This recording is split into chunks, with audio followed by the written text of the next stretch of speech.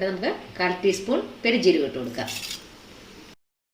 പൊടിയായിട്ട് അരിഞ്ഞ 1 table spoon വെളുത്തുള്ളിയും ഇഞ്ചിയും ചേർത്ത് കൊടുക്കാം. വെളുത്തുള്ളിയും ഇഞ്ചിയും ചെറുതായിട്ട് വാടി വന്നിട്ടുണ്ട്. നമുക്കതിലേക്ക് പൊടിയായിട്ട് അരിഞ്ഞ സവാളയും പച്ചമുളകും ഇട്ട് കൊടുക്കാം.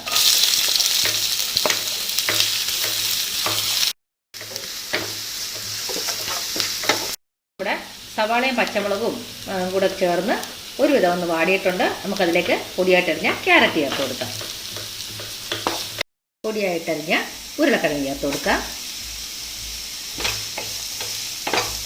ഗ്രീൻ പീസ് ചേർത്ത് കൊടുക്കാം. ഇതിലേക്ക് ഒരു തണ്ട് കറിവേപ്പില ചെറുതായിട്ട് കീറിയിടുക.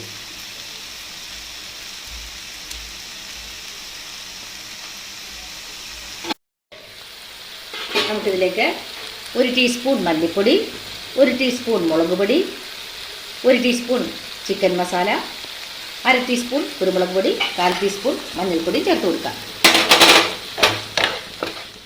നന്നായിട്ട് പൊടികളും ചേർത്ത് വെന്തിട്ടുണ്ട്. നമുക്കിതൊന്ന് ചെറുതായിട്ട് ഉടച്ചെടുക്കാം. അപ്പോൾ നമ്മൾ ഇതിലേക്ക് വേണ്ടിയിട്ടുള്ള ഫില്ലിങ് തയ്യാറായിട്ടുണ്ട്. 1 കപ്പ് മൈദ, 1 കപ്പ് ആട്ട, 1 ടേബിൾ സ്പൂൺ ഓയിലും പാകത്തിന് ഉപ്പും ചേർത്ത് നമ്മൾ കുഴച്ച് വെച്ചിരിക്കുകയാണ്. അതെല്ലാം പരത്തിയെടുത്തിട്ടുണ്ട്. ഇനി നമുക്ക് ഈ അച്ചിലേക്ക് അല്പം എണ്ണ തടവി കൊടുക്കാം. നമുക്കിതെടുത്ത് അച്ചിലേക്ക് വയ്ക്കാം. നമുക്ക് ഇനി ഫില്ലിങ് ചെയ്യാം. അടയ്ക്കാം. സൈഡിലെല്ലാം നമ്മൾ നല്ലോണം പ്രസ് ചെയ്തിട്ട് പുറത്തേക്കുള്ളത് എടുത്തു മാറ്റാം. നല്ല ഷേപ്പിൽ നമുക്ക് കിട്ടിയിട്ടുണ്ട്. ചൂടാകാൻ വെച്ചിട്ടുണ്ട്. നമുക്ക് എണ്ണ ചൂടായിട്ടുണ്ടോ എന്ന് നോക്കാം. ചൂടായിട്ടുണ്ട്.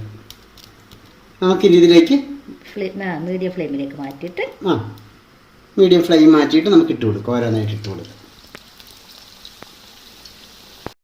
തിരിച്ചു മറിച്ചിട്ട് നമ്മുടെ സമൂസ ഏകദേശം മൂത്തിട്ടുണ്ട് അല്ലേ? നമുക്ക് കോരിയെടുക്കാം.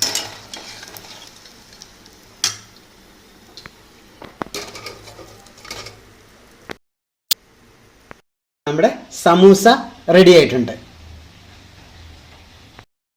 നമ്മുടെ ചാനൽ ലൈക്ക് ചെയ്യുക, ഷെയർ ചെയ്യുക, സബ്സ്ക്രൈബ് ചെയ്യുക.